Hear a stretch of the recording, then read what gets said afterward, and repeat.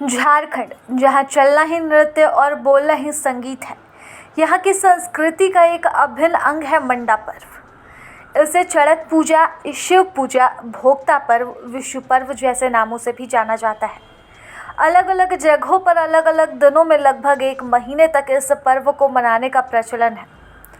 मूल रूप से यह त्योहार आदिवासी, आदिम जनजाति और कुर्मी का पर्व है, लेकिन कालांतर में सदानों के बीच भी यह सामान्य रूप से प्रचलित हुआ है। झारखंड में इसे धूमधाम से मनाने की परंपरा सदियों से चली आ रही है। आपको बता दें कि मंडा पूजा का इतिहास काफी पुराना है। लोग बताते हैं कि इस पर्व की शुरुआत नागवंशी राजाओं ने की थी। पौराणिक कथाओं के अनुसार झारखंड में की जाने वाली मंडा पूजा भगवान भोले शंकर की पहली पत्नी सती के बलिदान की याद में की जाती है। मंडा पूजा करने वाले भक्त से माता सती का आशीर्वाद मानते हैं। तो वहीं कुछ लोग ये भी बताते हैं कि प्राचीन काल में असुर समुदाय के लोग लोहा पिघलाने के लिए भारी मात्रा में जंगलों को काटकर आग जलाकर उसमें लोहा पिघलाते थे। इससे प्रकृति नष्ट होने लगी। तब भगवान ने बीमार आदमी का रूप धर असुरों से कहा कि वे खुद को अग्नि को समर्पित करेंगे तो लोहा क्या, हीरे मोती मिलेंगे।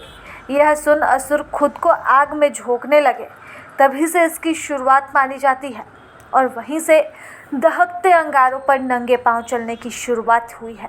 जो भक्त इस अनुष्ठान के लिए तैयार होते हैं उन्हें भोक्ता कहा जाता है। वे स्नान आदि कर इस प्रक्रिया में शामिल होते हैं। इस पर्व में सखुआ पेड़ और गुल्लंज फूल की अहम भूमिका होती है। सखुआ पेड़ का खूंटा और पाट साल भर तालाब में डुबा कर रखा जाता है। पर्व के समय इसे तालाब से खोजकर बाहर निकाला जाता है।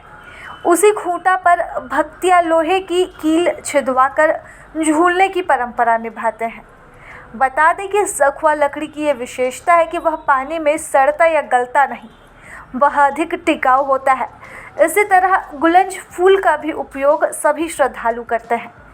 पूजा में तो उपयोग होता ही है, सभी भक्तियाँ भी उसकी माला पहनते हैं। वैसे तो इस पूजा के साक्षी कई लोग बनते हैं, लेकिन विशेष तौर पर इसमें 2 लोग शामिल होते हैं। एक वो जिन्होंने मन्नत मांगनी होती है, तो वहीं दूसरे वो जिनकी मन्नत पूरी हो चुकी होती है। इसके साथ ही कुछ लोग अच्छी बारिश की कामना भी करते हैं। जिस रात को यह त्यौहार मनाते हैं उस रात को जागरण और आग पर चलने की क्रिया को फूलखुंदी कहते हैं। गांव में मंडा पर्व मनाने के लिए 2 स्थान चुने जाते हैं, एक मेले के लिए और दूसरा पूजा के लिए, जो शिव मंदिर के पास होता है। वहाँ के लोग बताते हैं कि जिस पर शिव के गण की अंश मात्र भी छाया आ जाए वह भक्ता के लिए उपयुक्त होता है।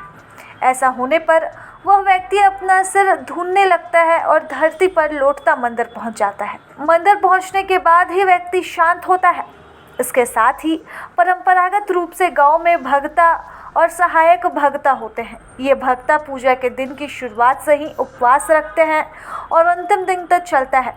इसके साथ ही वह ब्रह्मचर्य का भी पालन करते हैं। प्रभातखबर.com, विश्वास वही, रफ्तार नहीं।